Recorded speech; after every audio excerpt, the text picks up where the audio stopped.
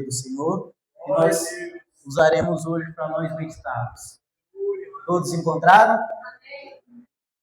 A palavra do Senhor diz assim: e se meu povo, que se chama pelo meu nome, se humilhar e orar e buscar a minha face e se converter dos seus maus caminhos, então eu ouvirei dos céus e perdoarei os seus pecados e sararei a sua terra. Vou pedir para que os irmãos possam olhar aqui no Data Show e todos repetirem junto no 3. 1, 2, 3. Se meu povo, que se chama pelo meu nome, se humilhar e orar, e buscar a minha face, e se converter dos seus maus caminhos, então eu ouvirei dos céus, e perdoarei os seus pecados, e sararei a sua terra. Amém. Pode se sentar, meus irmãos. Eu queria iniciar fazendo uma pergunta para os irmãos. Tem alguém aqui que deseja ser ouvido pelo Senhor? Tem alguém que deseja aqui? Eu desejo ser ouvido pelo Senhor. Tem aqui alguém que deseja ser perdoado pelo Senhor? Amém.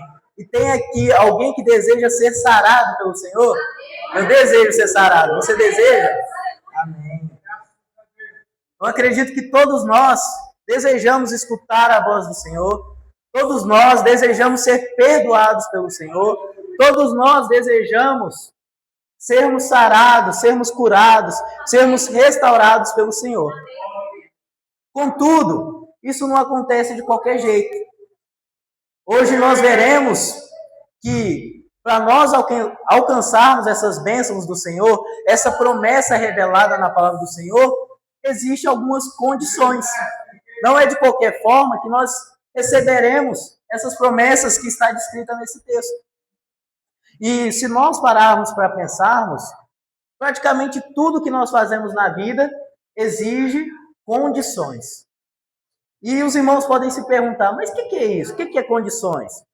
Condição é um requisito, uma exigência, ou algo que precisa ser feito para alcançar determinado resultado. Ou seja, condição seria um preço a se pagar antes de você conquistar um determinado resultado. Antes de você conquistar tal resultado.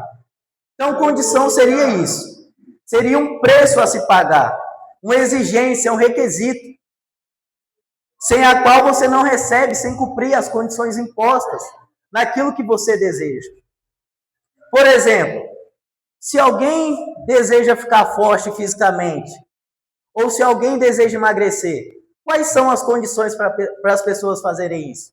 Elas precisam fazer o quê? Praticar exercício físico, elas precisam frequentar uma academia, elas precisam se alimentar bem, elas precisam ter um sono regulado.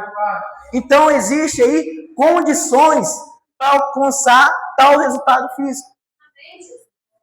E também outro exemplo que nós temos é se alguém deseja, Meilane, passar num concurso, se alguém deseja passar no vestibular, tirar notas boas na prova, Lucas, o que essa pessoa tem que fazer? Quais são as condições para ela fazer isso? Ela precisa estudar, ela precisa ler muito, às vezes ela vai precisar fazer algum cursinho preparatório, após a faculdade, após a escola. Tudo isso aí gira em torno de condições, um preço a se pagar, algo que deve ser feito. E diante do texto que nós lemos aqui, nós percebemos que para tudo existem condições. Você precisa fazer algo, você precisa pagar um preço para alcançar o resultado que deseja. E no texto que nós lemos aqui, a promessa é que Deus irá nos ouvir, irá nos perdoar e irá nos sarar. Mas existem condições para que isso possa acontecer. Como nós acabamos de falar, não é de qualquer maneira que nós recebemos isso. Nós precisamos se enquadrarmos nas condições impostas pelo texto bíblico. E é isso que nós iremos analisar. Mas antes de nós observarmos as condições para nós recebermos essa promessa do Senhor, eu preciso passar pelo contexto para que os irmãos possam ter um panorama geral e conseguir entender o que está sendo dito aqui nesse capítulo 7. Então, eu vou pedir a paciência dos irmãos e que os irmãos me ajudem para que você possa entender o que está acontecendo aqui. Porque não adianta nada, nós chegarmos aqui, nós não entendemos o que está acontecendo, é preciso nós entendermos para que nós possamos aplicar em nossa vida, para que nós venhamos receber essa promessa gloriosa do nosso Senhor. Porque todo mundo aqui quer ser sarado, todo mundo aqui quer escutar a voz do Senhor, todo mundo aqui quer ser perdoado. Então vamos ver o contexto e vamos descobrir quais são as condições para nós recebermos essas promessas do Senhor. Nós observamos que esse texto aqui, ele está descrito aqui no livro de 2 Crônicas, que no texto original hebraico era apenas um rolo, ele formava apenas um livro, juntamente com o seu livro anterior, que é 1 Crônicas. Ele inicialmente se chamava Acontecimento dos Dias. O nome atual, Crônicas, foi dado por Jerônimo, que foi um dos tradutores da Bíblia. O que é uma crônica? Uma crônica é um relato de acontecimentos históricos apresentados na ordem que ocorre. Esses livros, meus irmãos, eles podem ser vistos como uma continuação de seus livros anteriores. Quais são os livros anteriores de 1ª e 2ª Crônicas? 2ª Reis, 1º Reis, 2ª Samuel, 1º Samuel. Então, alguns dizem que esses dois livros são uma continuação desses anteriores. E quem já leu o livro de Crônicas aqui? Alguém aqui já leu? Os irmãos podem perceber que tem muita semelhança com os seus livros anteriores. Tem coisas quase idênticas. Se nós observarmos minuciosamente, nós vamos observar isso. Então, nós temos que entender isso, que ele é uma continuação desses livros anteriores. Os irmãos que já leram, os irmãos já têm essa visão dessa continuidade que as crônicas nos traz. E se 1 Crônicas e 2 Crônicas são apenas uma obra, uma única obra, nós podemos dividi-la em 4 seções principais. Nós vamos fazer essa divisão para nós entendermos melhor. A primeira divisão vai do capítulo 1 ao capítulo 9 de 1 Crônicas, que é composto por genealogias. A segunda seção é dos capítulos 10 ao 29 de 1 Crônicas ainda, que vai nos relatar as linhas gerais do reinado do rei Davi. E agora, já em 2 Crônicas, abrindo a terceira seção, dos capítulos 1 ao capítulo 9, a palavra de Deus vai nos descrever o reinado do rei Salomão. E dos capítulos 10 ao capítulo 36, finalizando a 4ª seção desse rolo, olhando por essa ótica, descreve o reinado dos 20 governantes de Judá. Então, o texto que nós lemos está no capítulo 7. Ou seja, ele faz parte dessa primeira seção, da terceira seção que nós pontuamos aqui, que vai do capítulo 1 ao capítulo 9, que vai nos retratar o mandato do rei Salomão ali no povo de Israel, o reinado dele. E diante disso, antes de nós chegarmos aqui no capítulo 7, nós temos que entender o que estava acontecendo antes, para que nós venhamos entender o porquê do Senhor falar isso. Se nós observarmos essa terceira sessão, nós vamos ver o reinado de Salomão começando no capítulo 1 de 2 Crônicas. O capítulo 1, Salomão começa a reinar. O capítulo fala primeiro do sacrifício e depois da visão. As duas coisas são vitalmente relacionadas. A Salomão foi-lhe permitido pedir por uma ocasião de momento, e ele aproveitou bem, pediu sabedoria e Deus se agradou. Isso está retratado no capítulo 1, que eu acredito que todos os irmãos conhecem, que Salomão recebeu uma oportunidade de fazer um pedido e pediu sabedoria. E assim Deus se agradou dele, e não deu somente sabedoria, mas deu muitas riquezas. Dos capítulos 2 ao capítulo 4, vai nos relatar a preparação e a construção do templo. Salomão ali faz os preparativos para a construção do templo. Notemos como ele, sem demora, começa a fazer o que Davi propusera. Ele conta com a cooperação de muitos, de Irão, rei de Tiro, de um homem perito chamado Irão Abim, e de milhares de outros que havia de ajudar com o carregamento de materiais. E algo importante que nós temos que observar aqui é o terreno onde foi firmado esse templo, que foi no Monte Moriá, onde o pecado tinha sido severamente reprovado. E nós podemos ver isso no livro de 1 Crônicas, no capítulo 21, dos versículos 15 ao 17. E esse mesmo lugar, o Monte Moriá, foi um local onde uma oferta de substituição tinha sido oferecida. Os irmãos sabem qual é essa oferta? Cadê os irmãos que estavam na IBD hoje de manhã? Qual foi a oferta que ia ser oferecida lá? Isaac, muito bem. Então, nesse mesmo monte, onde uma oferta de substituição tinha sido oferecida.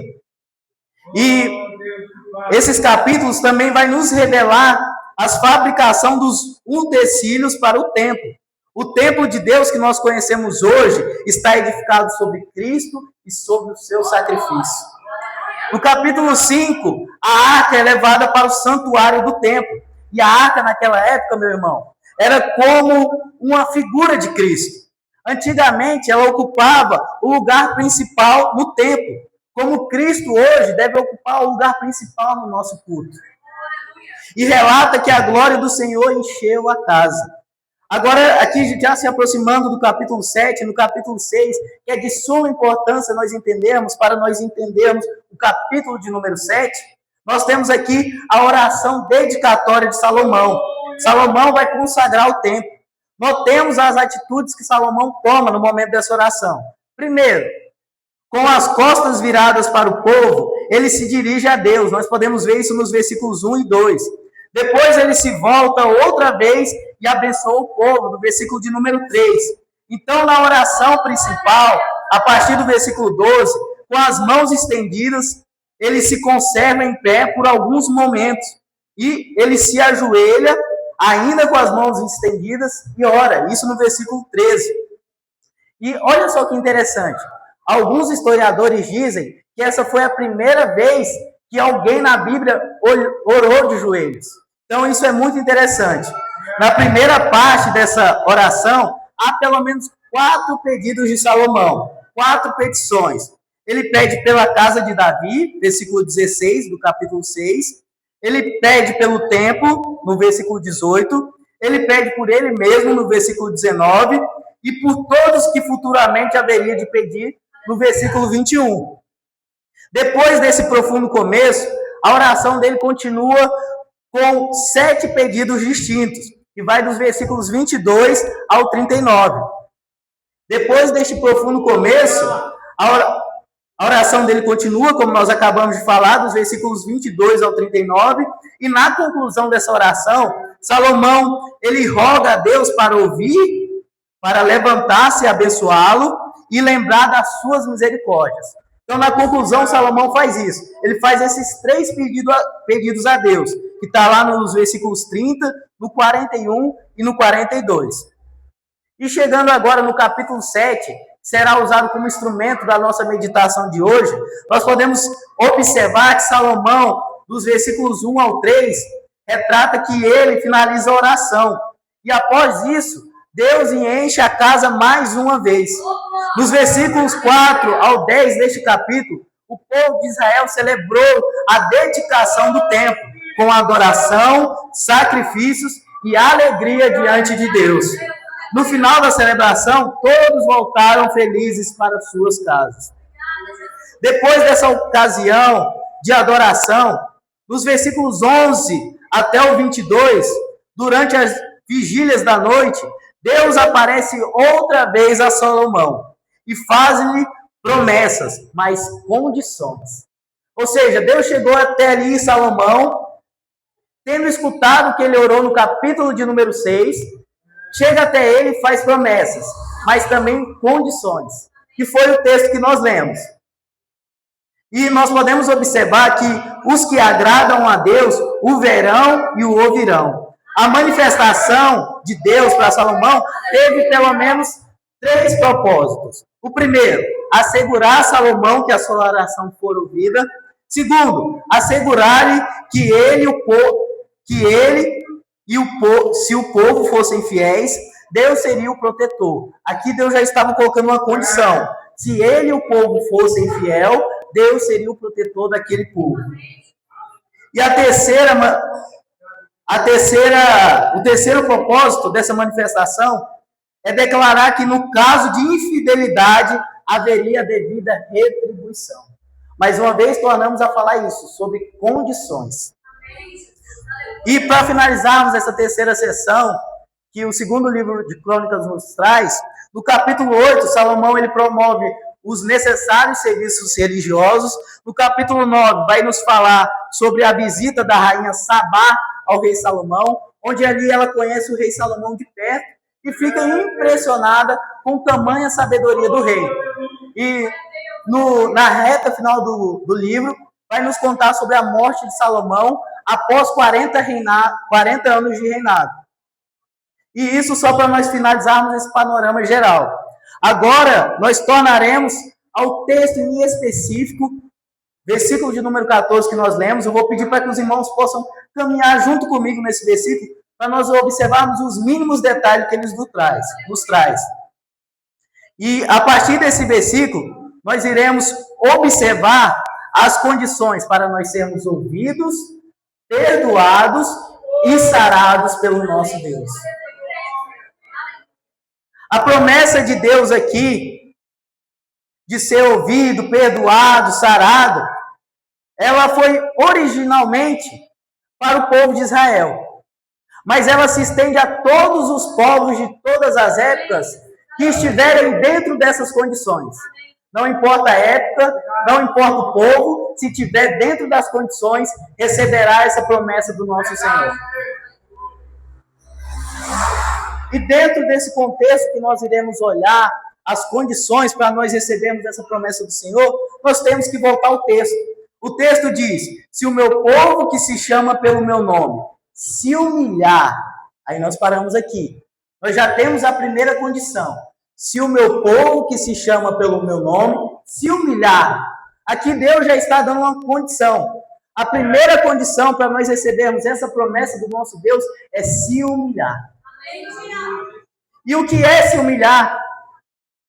Se humilhar é alguém que abre mão da própria dignidade, aceitando ser tratada com inferioridade ou sujeitando-se a situações degradantes para obter determinada aprovação.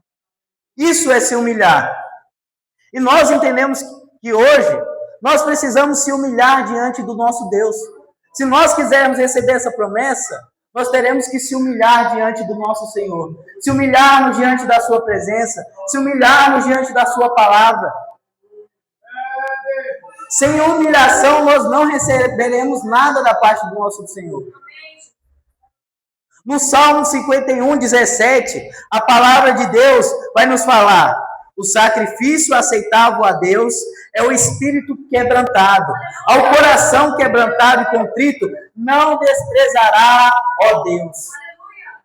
No Salmo 51, retrata a oração de Davi após ter pecado. E ele está ali quebrantado diante do Senhor. Ele está ali se humilhando para que o Senhor possa perdoá-lo. E algo importante que nós podemos observar é que Davi não era qualquer pessoa para estar se humilhando. Davi tinha riquezas, Davi era abastado, Davi era músico, Davi era poeta, Davi era um líder militar, Davi tinha um trono, Davi era o rei de Israel, mas ele estava se humilhando diante do rei dos reis. Não importa qual posição nós ocupamos, nós precisamos se humilhar diante do nosso Deus. Mesmo Davi, sendo esse homem com uma boa posição, um homem renomado, um rei, ele estava se humilhando diante do nosso Deus. E ele continua pedindo ao Senhor, no Salmo 51, 11, não me lances fora da tua presença, e não retire de mim o teu Santo Espírito. Nós temos aqui o rei, se humilhando diante do Rei dos Reis, pedindo para que o Espírito Santo não saísse dele. Davi estava clamando ao Senhor, Davi estava se humilhando. E convenhamos, meus irmãos, se Davi, um homem desse, estava se humilhando, quem dirá nós? Nós precisamos se humilhar aos pés do nosso Senhor. Nós precisamos nos colocar diante da presença dele com um coração humilde, porque nós somos totalmente dependentes dele. Obrigado, Deus. Eu gosto de uma frase, ou melhor, de um relato que o pastor Jonas Madureira diz. Ele diz que a maior miséria de um homem não é simplesmente o fato dele ser miserável. A maior miséria de um homem é o fato dele não saber que ele é um miserável. E um dos motivos que nós não se humilhamos diante dos pés do Senhor é porque está nos faltando reconhecer isso. Que nós somos pequenos, que nós somos miseráveis, que nós somos dependentes do nosso Deus. Nós precisamos reconhecer isso. Nós precisamos reconhecer que nós somos miseráveis, que nós carecemos da glória de Deus. Eu acho interessante a visão que Isaías teve no capítulo de número 6, que nós iremos ler aqui, que ele retrata uma visão que ele teve do trono de Deus, no capítulo de número 6 de Isaías, nos versículos 1 ao 5. Veja bem o que diz. No ano em que morreu o rei Uzias, eu vi o Senhor assentado sobre um alto e sublime trono, e as abas de seu manto enchiam o templo. Acima dele havia serafins, cada um tinha 6 asas, com 2 cobriam o rosto, com 2 cobriam os pés, e com 2 voavam, e clamavam uns aos outros: Santo, Santo, Santo é o Senhor dos exércitos. Toda a terra está cheia da sua glória. E as bases das portas tremeram a voz do que clamava, e a casa se encheu de fumaça. Veja bem o que Isaías vai dizer agora. Então eu disse: ai de mim, estou perdido, porque sou homem de impuros lábios, e habito no meio de um povo de lábios impuros. E os meus olhos viram o Rei, o Senhor dos exércitos. Sabe quando que nós nos humilharemos diante da presença de Deus? Quando nós tivermos um conhecimento do trono de Deus. Quando nós tivermos um conhecimento da glória de Deus. Quando nós tivermos um conhecimento das grandezas do nosso Deus. E assim nós se humilharemos diante dos teus pés. Porque quanto mais você se aproxima de Deus, mais pequeno você vê que você é. Você vê o quão pequenino você é. Você vê que você não é digno de nada. Você vê que você precisa desse Deus. Então, nós precisamos mergulhar nas Escrituras. Nós precisamos conhecer quem é o nosso Deus. Esse Deus que é santo, esse Deus que é fiel, esse Deus que é soberano, esse Deus que é o Rei dos reis, o Senhor dos senhores. E quando nós conhecemos esses atributos de Deus, nós veremos e falaremos: eu não sou digno, eu preciso de Deus. Eu vou me humilhar diante de Deus. Por isso que Davi se humilhou diante de Deus. Ele tinha conhecimento das grandezas de Deus. Ele sabia que, embora ele sendo um homem rico, tinha um Deus acima dele. Tinha um maior do que ele. E não é diferente com nós. Há um acima de nós. Ou melhor, há um acima de todos nós. O Senhor dos exércitos. E nós precisamos nos humilhar diante dele. E o texto, volta lá, Filipe, 2 Crônicas 7,14. E o texto vai nos dar mais uma condição. Veja bem, se humilhar e orar. Muito bem. A segunda condição é nós orarmos. O texto está nos dizendo aqui que não basta somente se humilhar. É necessário também orar. Nós precisamos orar. O povo de Deus deve clamar, como foi lido hoje, Jeremias 33:3. Clama a mim e responder-te-ei. O povo de Deus precisa clamar pedindo misericórdia. Deve depender totalmente dele e confiar nele para a sua intervenção. A oração deve ser fervente e perseverante até Deus responder dos céus. Nós precisamos orar. E meus irmãos, talvez hoje o maior problema da igreja não é a falta de mídia, não é a falta de estrutura, não é a falta de finanças. Eu não estou dizendo que as igrejas não têm esses problemas. Tem, mas eu acredito que esse não é o problema principal. O problema principal das igrejas é que o povo não está orando. O povo não quer orar. E falta até um incentivo das igrejas. Nós vemos diversos eventos, diversas conferências, diversos congressos que carregam os mais diversos temas. E quase nunca nós vemos um tema relacionado à oração. É difícil nós vermos um congresso cujo tema central seja a oração. Hoje em dia nós vemos congresso com nome em inglês, os nomes diferentes, mas falta ter um de oração. Falta nós nos voltarmos para a oração. O texto está nos dizendo aqui que Deus não nos ouve, que Deus não irá nos perdoar, que Deus não irá nos sarar se nós não orarmos. É necessário orar. Se nós quisermos ser sarados, nós temos que orar. Billy Graham, um dos maiores evangelistas, disse: os joelhos dobrados é a posição de maior força do cristão. Charles Spurgeon, o príncipe dos pregadores, certa vez disse que preferia ensinar um crente a orar do que 10 a pregar. John Wesley, um dos maiores avivalistas de todos os tempos, disse que Deus nada faz na terra a não ser em resposta à oração fervorosa. Nós temos que orar.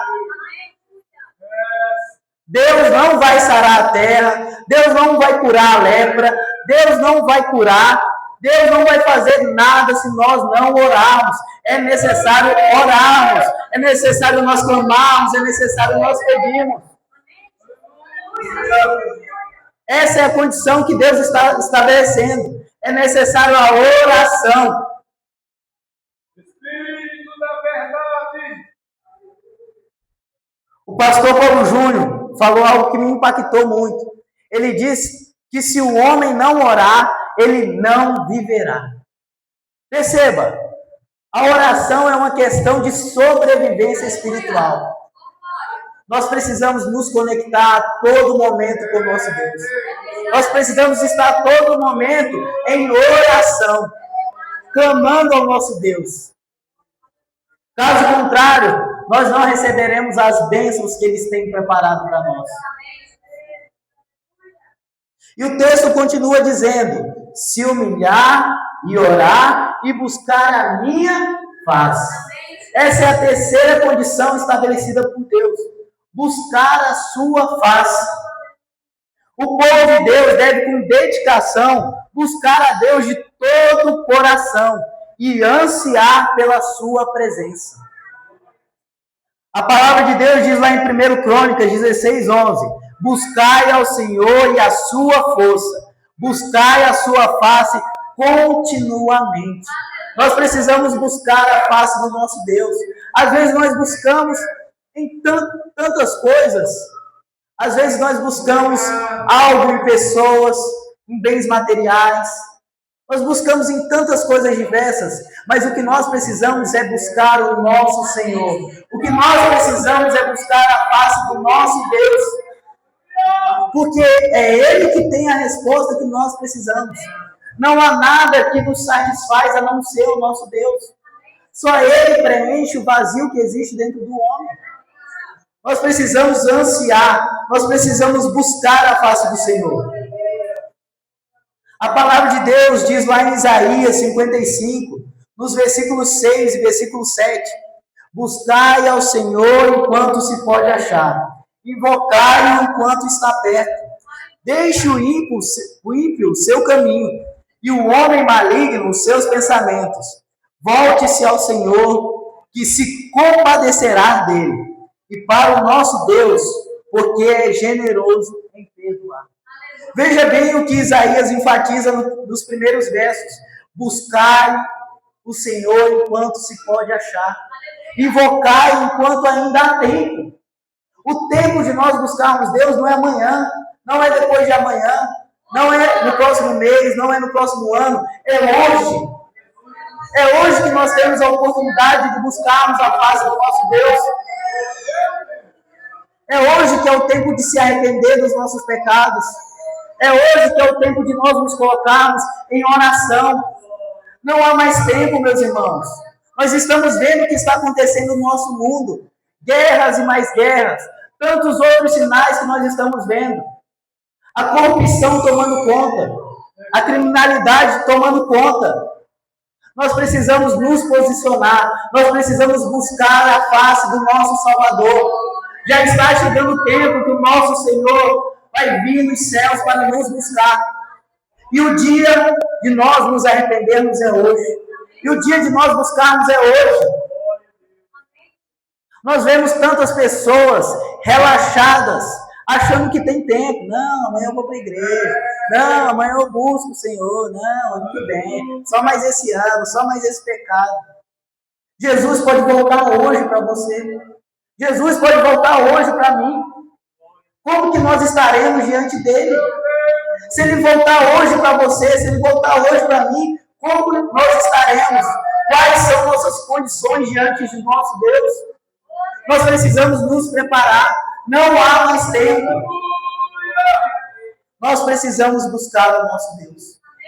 Nós temos aqui a oportunidade de buscá-lo.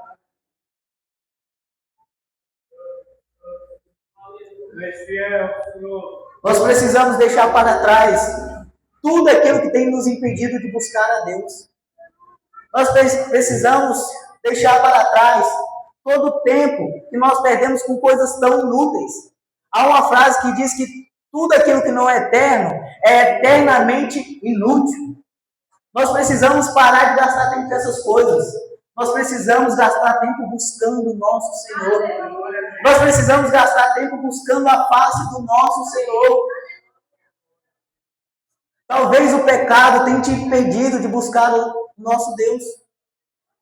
Mas deixa eu te dizer algo. Leonardo Ravenhill disse que o homem que ora, ele para de pecar. Mas o homem que não ora, ele continua pecando.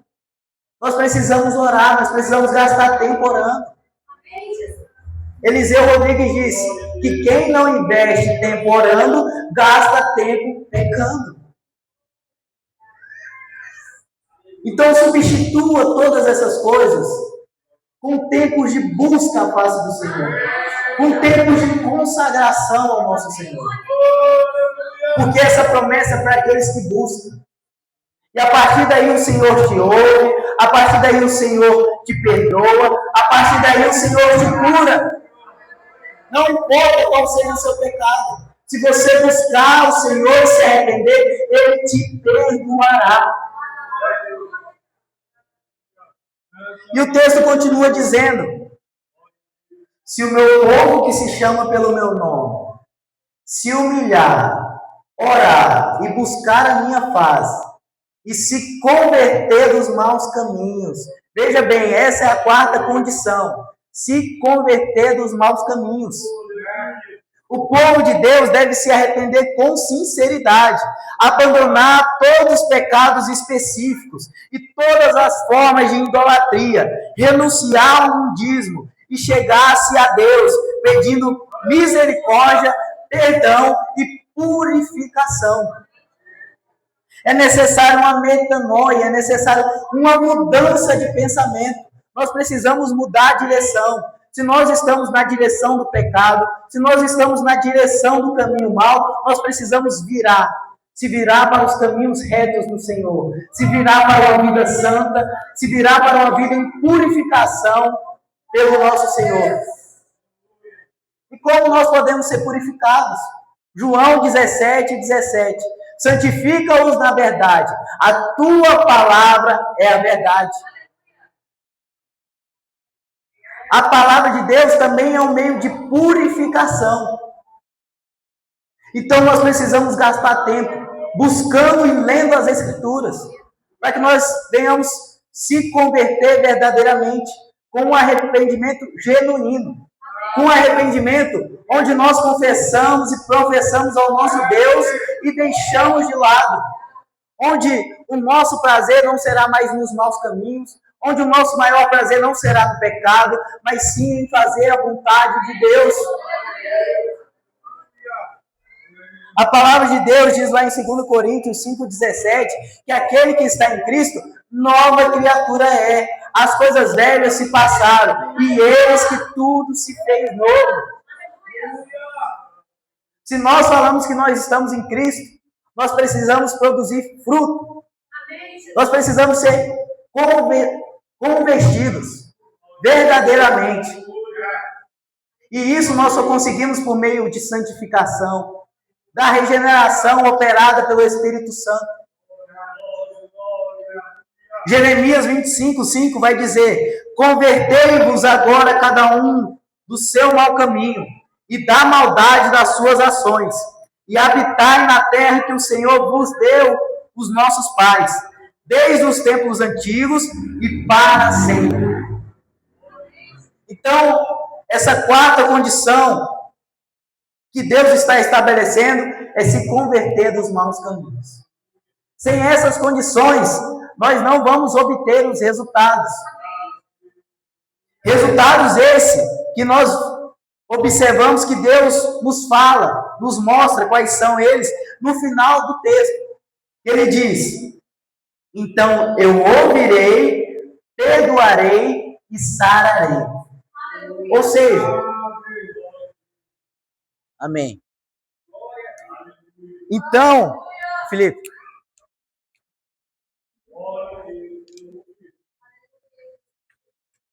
som.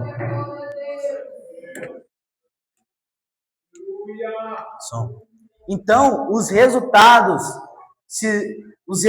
que nós obtemos, se nós estivermos dentro das condições que Deus estabeleceu, é que Ele ouvirá, que Ele perdoará e que Ele sarará. Primeiro, ouvirá. Deus desviará a sua ira do seu povo, ouvirá seu clamor angustiado e atenderá a sua oração. Deus começa a ouvir do céu a oração e responder de lá, e a manifestar compaixão pelo seu povo. Mas isso é para qualquer pessoa? Não. Isso é para aqueles que estiverem dentro das condições, aqueles que se humilham, aqueles que oram, aqueles que buscam a face do Senhor, aqueles que se convertem dos maus caminhos. Essas são as condições que o texto estabelece. E segundo, Deus perdoará o seu povo, purificá-lo dos seus pecados e restaurará entre eles o seu favor, a sua presença, a sua paz, a sua verdade, a sua justiça e o seu poder. E não tão somente isso. No final nós temos mais uma promessa de Deus. E Deus sarará o seu povo. Deus irá sarar o seu povo. Mas como nós já estamos enfatizando muito aqui, precisamos estar dentro das condições, para que Deus possa nos sarar, para que nós possamos receber a cura, a restauração da parte do Senhor. Esse termo sarar no hebraico, ele remete isso, a uma cura, a uma restauração. Restauração essa, que para nós entendermos, nós temos que ler o versículo anterior, que diz: se eu fechar o céu para que não chova, ou mandar que os gafanhotos devorem o país, ou sobre o meu povo enviar uma praga. Antes de Deus fazer essa promessa de sarar, ele falou isso. Ele apresentou uma terra nesse estado. Estado esse que é um estado devastado, afetado pela seca, por gafanhotos e descrita como doente e precisando de cura. No versículo anterior, Deus vai descrever a terra dessa maneira. Mas ele está falando: se o meu povo, que se chama pelo meu nome, se humilhar e orar e buscar a minha face e se converter dos maus caminhos, eu ouvirei do céu, perdoarei os seus pecados e sararei a sua terra. Eu não sei qual é a terra que você está precisando de uma cura. Eu não sei qual é a terra que você está precisando de uma restauração. Mas se você fizer o que a palavra de Deus está pedindo, creia que Deus irá restaurar a sua terra. Terra essa que pode ser uma terra emocional, pode ser uma terra física, pode ser uma terra espiritual. Não importa qual seja. Todos, não importa qual seja, mas o Deus Deus é a fonte dessa restauração, operando uma transformação completa do estado danificado para a integridade. Como nós acabamos de falar, não importa qual seja o problema que a sua terra hoje está passando. A fonte da restauração, a fonte da cura, a fonte para sarar é o nosso Deus. E para concluir, como nós comentamos também na introdução, se alguém deseja alguma coisa, precisa pagar o preço. O estudante vai ter que pagar o preço de passar dias, meses, anos estudando para alcançar uma vaga, para ter uma vaga. Um atleta precisa passar anos, meses, dias treinando, se exercitando, renunciando a alguns eventos para se preparar para uma competição, para estar a nível de uma competição. Ele precisa pagar esse preço. E nós também precisamos pagar um preço. Se nós queremos receber essas promessas, nós devemos pagar o preço de se humilhar, de orar, de buscar a face do Senhor e de se converter dos nossos maus caminhos. Nós temos que pagar o preço de renunciar àquilo que nos agrada. Porque é isso que a palavra de Deus nos diz. Quem quiser vir após mim, negue-se a si mesmo, tome a sua cruz e siga-me. Mas deixa eu te falar algo, irmão, não é fácil. Não vai ser fácil nós pagarmos esse preço para nós obtermos tal promessa do Senhor. Mas eu queria dizer para os irmãos que o maior preço já foi pago lá na cruz do Calvário. Jesus, ele pagou o maior preço. Ele pagou o preço de abrir mão de sua glória. Ele pagou o preço de ser humilhado. Os irmãos lá em Lucas 23 vai ver que durante a sua crucificação, os soldados ofereceram vinagre a Jesus. E isso como um sinal de vergonha, de humilhação. Naquela época, os banheiros eram públicos. As pessoas usavam, pegavam uma esponja, colocavam vinagre e usavam como uma espécie de desinfetante. E Jesus, estando ali na cruz, ele sente sede. E o que os soldados levam? Vinagre. E isso como um ato de humilhação. Ou seja, Jesus pagou o preço de ser humilhado. Jesus pagou o preço de apanhar por nós. Alguns historiadores dizem, meus irmãos, que a cada vez que os soldados davam uma chicoteada em Jesus, saía uma parte da pele dele, saía uma parte do corpo dele. Os irmãos têm noção do preço que Jesus teve que pagar por nós? E não tão somente isso, ele pagou o preço morrendo por nós na cruz do Calvário.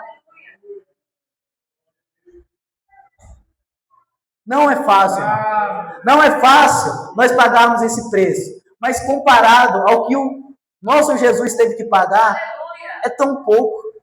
É tão pouco que nós temos que fazer. Olha só o que o nosso Jesus teve que fazer para que nós tivéssemos vida, para que nós estivéssemos hoje aqui. Ele precisou pagar esse alto preço. E mesmo que nós façamos tantas coisas, não se comparará com o preço pago por Jesus. Então lembre-se, antes de receber as promessas de Deus, a promessa descrita aqui, é necessário estar dentro das condições. Queria convidar os irmãos para se colocar de pé, para nós estarmos fazendo uma oração e estarmos finalizando. Oração essa